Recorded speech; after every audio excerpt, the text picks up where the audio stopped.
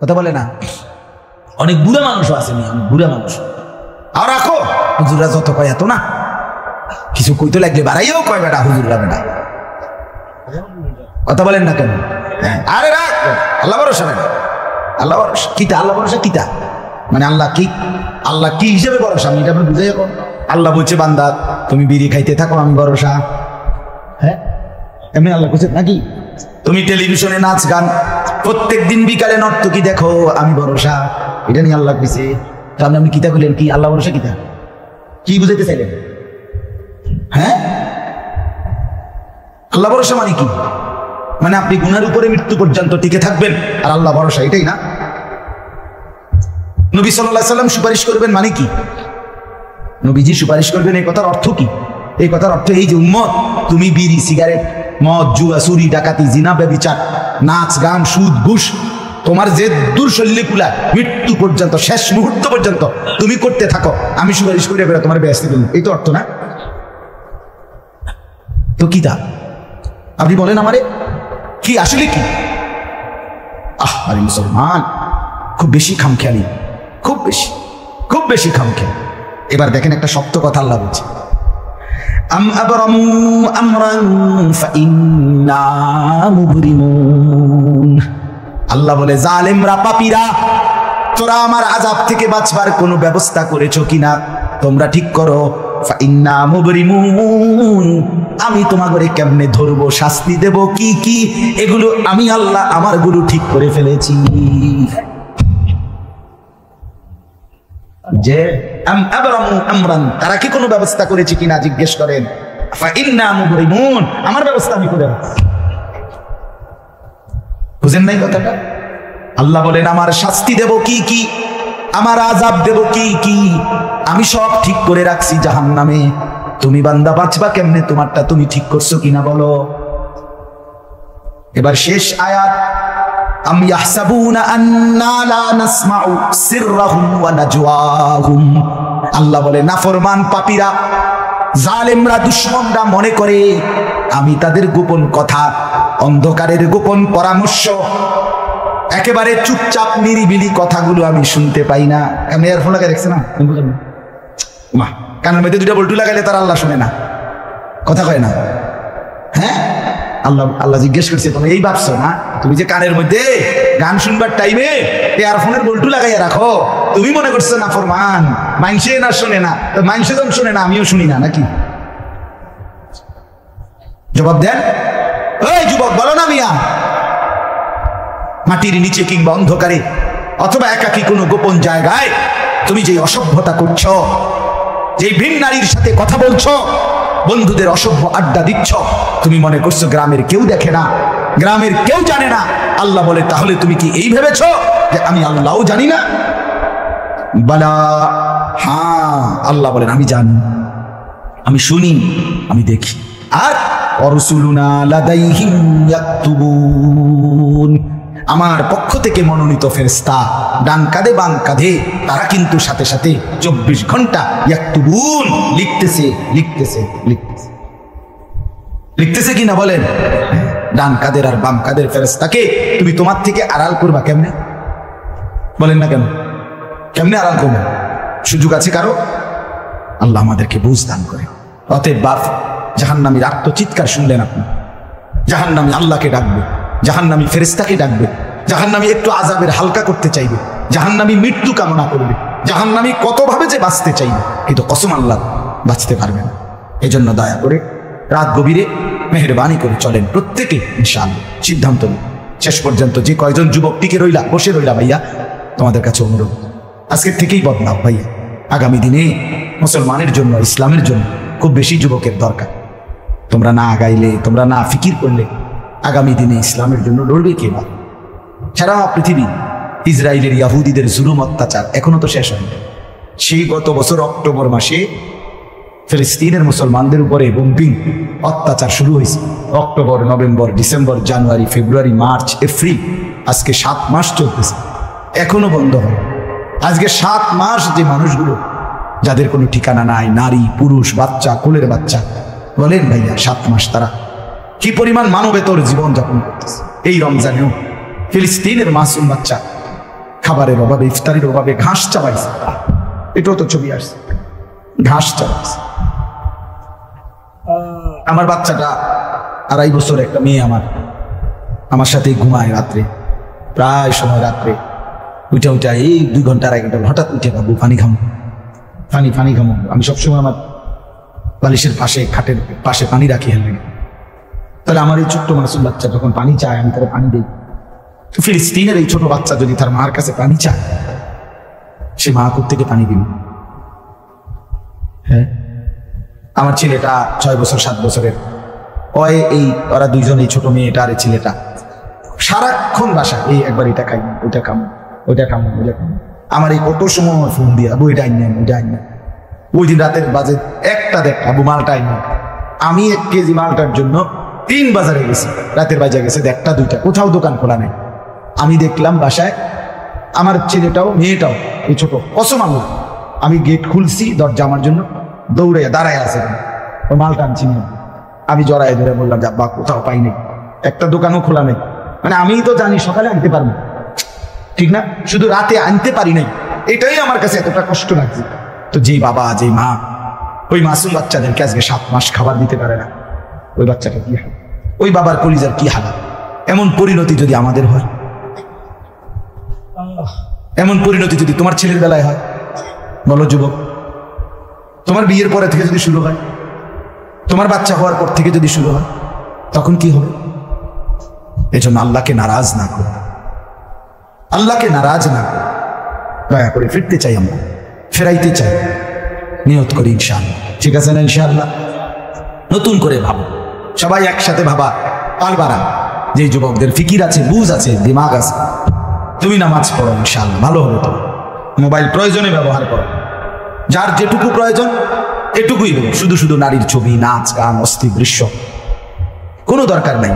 আর হিম্মত করে নামাজ, মরি বাসি, এত বেজ্জতি কথা শোনার চাইতে, এত কষ্টের চাইতে, পরকালের অশান্তির চাইতে নামাজ পড়বো আমরা। দেখবেন ছেলেরা, তোমরাও হিম্মত করে শুরু করলে 5 ওয়াক্ত নামাজ ওষুধের মতোই মনে করো না, বিষ ওষুধ, তিতা ওষুধের মতো।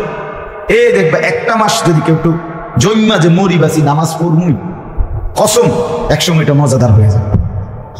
হ্যাঁ, সেজদা দিলে খুব মজা হয়। সেজদা দিলে বান্দা আল্লাহ পিঠে মাথায় আদর করে হাত বুলায়, খুব আদর করে, আল্লাহ পাক খুশি, বান্দাকে কোলে তুলে নেয়, আদর করে। এই জন্য আমরা দয়া করে ইনশাআল্লাহ নামাজ পড়ি। পর্দার আড়ালের মা বোন যারা আছে, মা, আপনি যদি বেপর্দা হন, আপনিও শেষ হইলেন, এলাকার ছেলেগুলোকেও নষ্ট করলেন। একজন বেপর্দা নারী শুধু নিজে গুনাহগার, সে অসংখ্য মানুষকে পাপে অংশগ্রহণ করায়। এই জন্য একজন বেপর্দা নারী, সে সরাসরি জাহান্নামের ফেরিওয়ালা। সে কিসের ফেরিওয়ালা?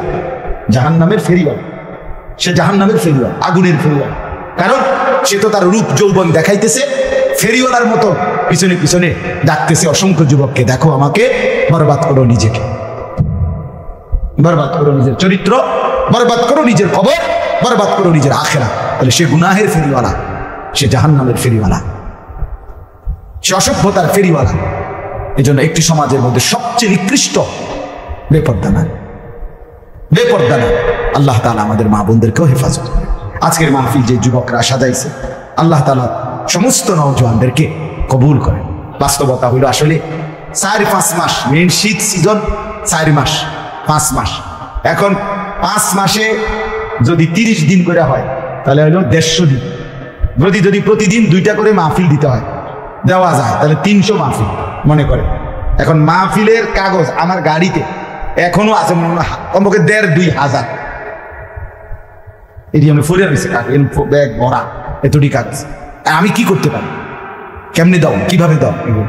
আচ্ছা, সারা বাংলাদেশ তো নবীনগর কি বলে, ঠিক না? বাংলাদেশ মানে তো নবীনগর।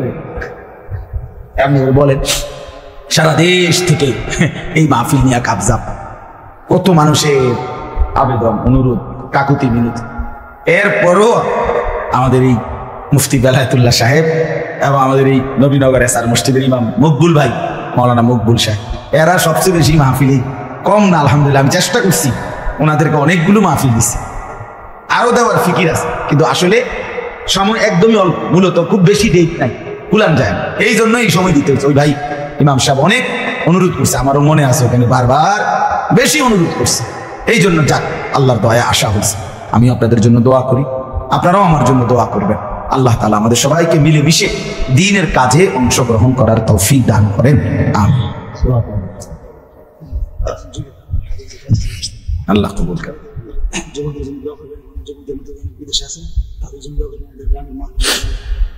অনেক কষ্ট করে প্রবাসী যে বিদেশি ছেলেরা, আমি নিজ চোখে দেখি। এইবারও আমি উমরায় গেছি যে রমজানে, এই রমজান আমি প্রবাসী ভাইদের রুমে রুমে গেছি, বয়ান করছি।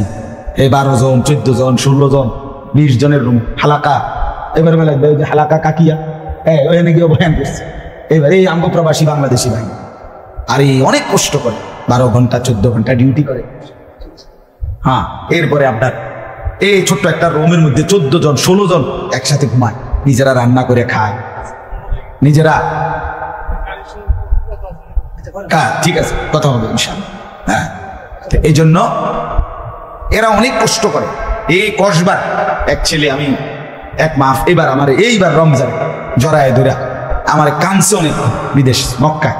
ছেলেটা আমারে বলতেছে, হুজুর আমি 8 বছরে আজকে বিদেশ করি, এই 8 বছরে কোনোদিন এই বিদেশে একজন ভালো ডাক্তার কোনো শরীরে কোনো রোগ সুখের জন্য দেখাই না। কয়েকজন ডাক্তার যদি দেখাই তাহলে হেরা যে ওষুধ টষুধ দিবে আমার 15-20 হাজার টাকা চলে যাবে খরচ। তাইলে আমি বাড়ির টাকাটা পাঠাবো কেন? এই জন্য ব্যথা বেদনার একটা ট্যাবলেট খাইয়া কইরা থাকি হুজুর, আরে এই কলজার মধ্যে জমাইয়া টাকাগুলো সব বাড়িতে পাঠাই।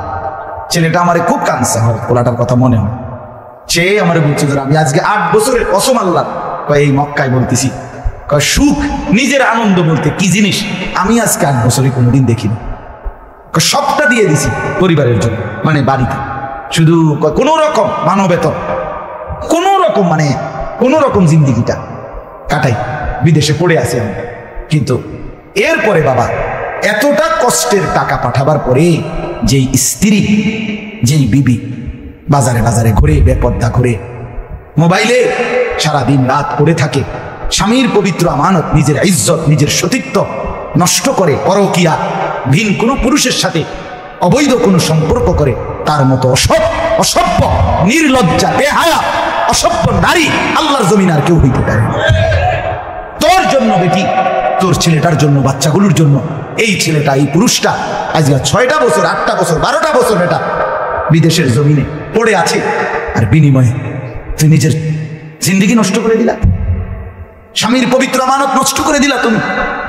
এই জন্য দয়া করে আমার কথাটা যদি একটু শক্ত হয় মাফ করে দিয়ে নাও, কিন্তু প্রবাসী বিবিদেরকেও বলি, বোন দয়া করে নিজের ইজ্জত, আব্রু, সতীত্ব, নিজের চরিত্রের হেফাজত কষ্ট করে হলেও, আপনার জন্য স্বামী বেচারা কষ্ট করে, আপনিও তার জন্য কষ্ট করেন, মিলেমিশে সবর করিলে, চরিত্রের হেফাজত করিলে একদিন দুইজনই জান্নাতি হবে।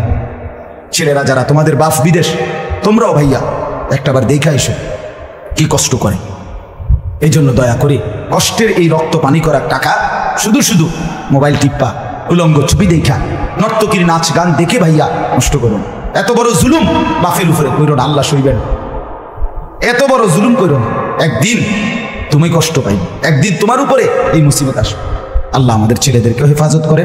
মসজিদের কাজ আমি নিজেও দেখছি, আলহামদুলিল্লাহ মসজিদের কাজ চলতেছে। দয়া করে সবাই মিলে মসজিদের দিল খুলে দান করবেন। মনে রাখবেন হাদিসের মধ্যে আছে, আল্লাহ নবী সাল্লাল্লাহু আলাইহি সাল্লাম বলছেন, ইসরাফিল যখন ফু দিবে কিয়ামতের দিন সব কিছু ধ্বংস হবে, হবে কিনা কথা বলেন না, ইল্লাল মাসাজিদ। নবীজি বলছে মসজিদ ব্যতীত। ইসরাফিল ফু দিলে আসমান, জমিন, চন্দ্র, সূর্য, ঘর বাড়ি, দালান, বিল্ডিং, পাহাড়, নদী সব চুরমার হয়ে যাবে, মসজিদ ভাঙবে না। বোতলে মসজিদ কি হবে, এক মসজিদ আরেক মসজিদের সাথে লাগবে, মিশবে আর কি, মিশা সব মসজিদ কাবা ঘরের সাথে মিলবে, একসাথে আল্লাহ ঘর কাবা সহ একসাথে সবগুলো জান্নাতে চলে যাবে। এরপর এই জন্য মসজিদের দান যে করলেন, আপনি মসজিদে টাকা পয়সা দান করলেন, যে এই মসজিদ আপনি ব্যস্ত দিকে দেখবেন, আর এই যে আমরা